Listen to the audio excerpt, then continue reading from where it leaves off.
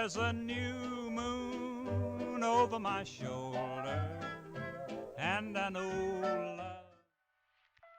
El diablo a todas horas, basada en la novela con el mismo nombre de Donald Ray Pollock, es una película de la cual se está hablando mucho últimamente. Y es que tiene sentido, es una película que te atrapa desde el inicio y fue una gran sorpresa el verla, el entrar en el viaje de creencias, religiones e influencias que nos plantea la película.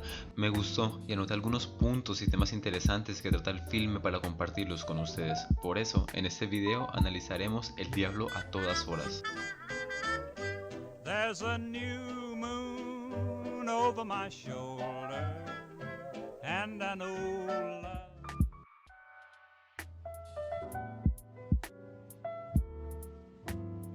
El primer tema interesante que quiero comentar es la historia y cómo se desarrolla. Es una historia en la que todos los personajes están conectados de una u otra manera, y es una historia en la que cada acción repercute en la trama de una u otra manera. La película comienza contándonos la historia de Willard en la guerra, el cual vive una experiencia que lo trauma. Después de volver a la ciudad, decide entrar a un café en el que en el filme nos presenta a dos mujeres atractivas. Una de ellas es Charlotte, la cual es un flechazo para Willard, se enamora perdidamente de ella, mientras que la otra chica es Sandy, la cual conoce a Carl, se enamora y tiempo después se convierte en una pareja de asesinos. Willard vuelve al pueblo donde se crió, se reencuentra con su familia y su mamá le dice que le juró a Dios que si volvía haría todo lo posible para que Willard se case con Helen. Que de hecho, con un trasfondo religioso, podríamos decir que al no cumplir esta promesa, la ira de Dios fue la que generó todos los desastres que sucederían en la cinta más adelante.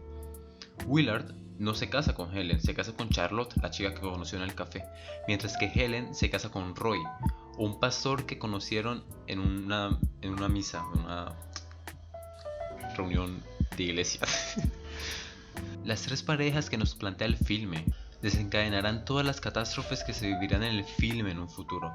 Por eso, creo que la película toma todo el inicio, casi 40 minutos en presentarnos a esos personajes, incluso antes que al propio hilo conductor de la película, Arvin, para que estemos claros de que cada acción, por más pequeña que parezca o más sin sentido para el filme, como entrar a tomar un café o regalarle una pistola a alguien, desencadenará un acontecimiento, quizá un poco pequeño o quizá una catástrofe para el desarrollo de la trama, lo que me lleva a compararlo con el efecto mariposa. There's a new moon over my shoulder and an old love.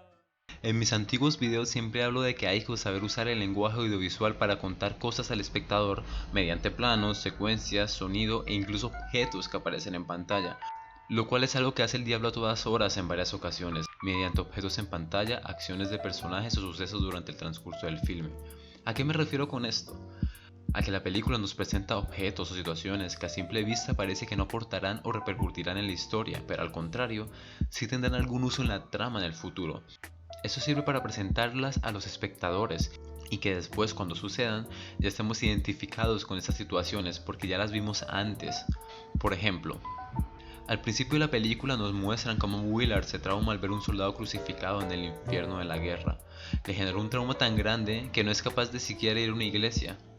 Pasa la película, a Charlotte le dio cáncer, él comienza a orar mucho al punto de cegarse tantísimo con la religión que decide darle un sacrificio a su Dios para que salve a su esposa, asesina a su perro y lo crucifica. Eso no es solo una imagen grotesca para el espectador, sino que nos demuestra que el personaje se cegó tanto por la religión que cayó bajísimo, al punto de cometer un acto tan horrible que en primer lugar fue el que lo traumó. Otro caso similar es el uso de la pistola que le regala Willard a su padre. Al principio solo parece ser un regalo, un objeto sin más, pero a lo largo de la película pasa a tener un papel fundamental para el transcurso de la misma. La pistola la hereda Arvin, el cual en un futuro la usa para asesinar a Preston y otros. Cosas como esta pasan durante toda la película y es que así es como audiovisualmente se deben hacer las cosas, que los personajes, situaciones y objetos que se presenten en los filmes cierren su arco argumental y que tengan un uso, no solo que se presenten para llenar un agujero en la trama o porque te sirvió en el guión en su momento. Otro aspecto interesante abordado desde el tema religioso es que el filme te muestra durante toda la historia una fotografía fría para crear una atmósfera inquietante y siniestra. Todo el filme no sabes lo que va a pasar hasta el final del mismo, cuando Arvin pide un aventón y curiosamente la persona que lo recoge es un señor que físicamente es muy parecido a Jesús. y Arvin solo en ese punto se siente aliviado y seguro, tanto que decide dormirse al lado de un extraño, mientras que la fotografía y los colores en este punto es mucho más cálida. Siguiendo este punto de simbología religiosa, quisiera decir algo curioso, y es que la voz en off que escuchamos durante toda la película es la voz de Donald Ray Pollock, el escritor de la novela en la que se basó el filme, y eso se usa para que la película dé la impresión al espectador de que Dios está contando una historia. ¿Este recurso funciona? Hablaremos más adelante de esto. There's a new moon over my shoulder and an old love. No se puede hacer un análisis del Diablo a todas horas sin hablar de su guión. Mientras en otras películas o series el punto de admiración es la fotografía, la narrativa o el sonido, en el Diablo a todas horas todo su peso cae sobre el guión. Y es que sí, tiene un buen guión. Es genial como todas las subtramas de los personajes se interconectan poco a poco con cada decisión al hilo conductor que es Arvin. El guión nos presenta muchos personajes que algunos son cegados por la religión, la idea de un dios o la compañía que tienen y las personas que los criaron. Mientras que otros personajes se aprovechan de esto mismo, como el personaje de Robert Pattinson. Usa a Dios como excusa para lograr sus cosas usando a la gente ciega por la religión o el ser divino. A mí me parecen muy interesantes los personajes de Arvin y Lenora. Son personajes con tantas cosas parecidas pero que a la vez son tan diferentes. Ambos son huérfanos, ambos viven en la misma casa y ambos se cuidan el uno al otro. Pero aún así es interesante cómo nos muestra que a pesar de tener creencias o principios diferentes, se entienden y están para cuidarse el uno al otro. Algo que no me gustó de la película fue el hecho de que a veces parecían cortos de ideas en ciertas escenas, tanto que se repiten los mismos recursos. Por ejemplo, cuando Arvin se encuentra en el auto con los dos asesinos, Arvin mata a Carl y se apunta con Sandy. La escena es de pura tensión y se logra lo interesante. El plano nos muestra en el momento del disparo a Sandy y después en el momento del impacto del disparo a Arvin, para hacerle creer al espectador que Arvin fue el que recibió el impacto, para después revelarnos que fue al contrario. Es un recurso interesante que da la sensación de confusión por unos segundos al espectador. Es un recurso tan bueno que hasta lo repitieron. Al final de la película, cuando Arvin le dispara al sheriff Lee, literal es la misma escena, con el mismo giro y casi que los mismos planos. Como dije anteriormente, la voz en off es un recurso que usa el filme para representar a Dios contando una historia al espectador, pero la verdad siento que a veces es un recurso mal usado. En videos pasados he hablado en el hecho de no caer en contar todo con la voz en off porque es un medio audiovisual. No cuentes con guión lo que ya estás contando audiovisualmente o lo que puedes contar audiovisualmente. Y justamente eso pasa en la película, se usa tantísimo, a veces de una forma tan innecesaria y que llega al punto de incluso contarte emociones de algunos personajes en ciertos momentos. Esto es un problema común que tienen las películas que son basadas en libros o novelas, un error que audiovisualmente se suele ver muy mal, la verdad. Otro recurso que en mi opinión esta vez es mal llevado en el filme son los flashbacks. Algunos están bien usados, nos cuentan cosas que no sabemos aún y las cuentan en el momento oportuno, pero en otras ocasiones caen en lo innecesario. Por ejemplo, Willard lleva a Arvin de pequeño a mostrarle cómo defenderse de la gente que se mete con él, porque el mundo está lleno de malditos. Willard los golpea, se llena las manos de sangre y cuando sube al auto se limpia las manos con un pañuelo. Está claro. Más adelante en el filme Arvin hace lo mismo, va a defenderse de unos bullies que se metieron con Lenora, los golpea, se sube al auto y se limpia las manos con un pañuelo. Es claro que es algo que aprendió de su padre y también está claro que como creció con su padre, algunas mañas o cosas que hace se le pegan al hijo, de tal palo, tal astilla. Está claro, pero no, la película nos pone el fragmento en el que el papá se limpia las manos. La película nos pone un fragmento de algo que sucedió hace 20 minutos. Claramente los espectadores no se acuerdan, esto no es una serie con capítulo semanal, nos acordamos, esto es innecesario. Eso es algo que queda sumamente innecesario y que no funciona para nada en mi opinión. Lo único que hace es sobreexplicarle cosas al espectador. There's a new moon over my shoulder and an old love.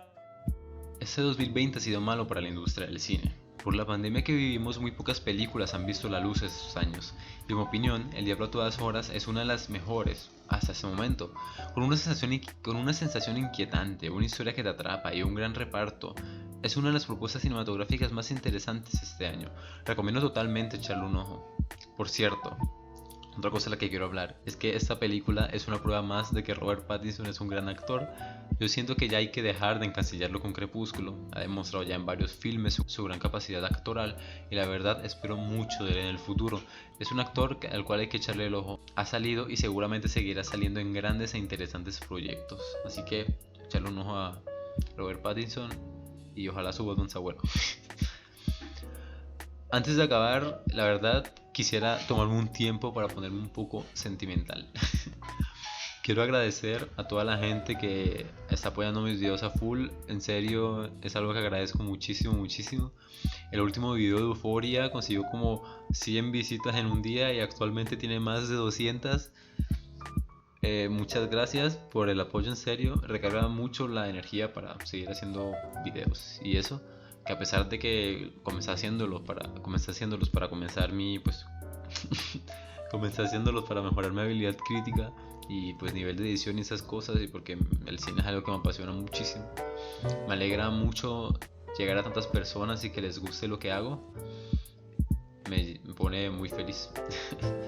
Y eso, o sea, en fin, gracias por millonésima vez. Voy a tratar de sacar más videos lo máximo posible y sí, trato de no demorarme mucho, pero pues llevan su tiempo esos videos, entonces por favor paciencia. Bueno, ese fue el video de hoy, espero les haya gustado. Si fue así, por favor deja tu like y suscríbete. Si quieres hablar de otro tema de esta película, lo puedes hacer en los comentarios, al igual que puedes recomendar para próximos videos, películas, series, lo que sea. Yo me veo lo que sea. En fin, soy yo, Juan Sánchez, y nos vemos en el próximo video. Ya. Porque siempre tengo que acabar los videos diciendo cualquier estupidez. What the fuck. There's a new moon over my shoulder, and an old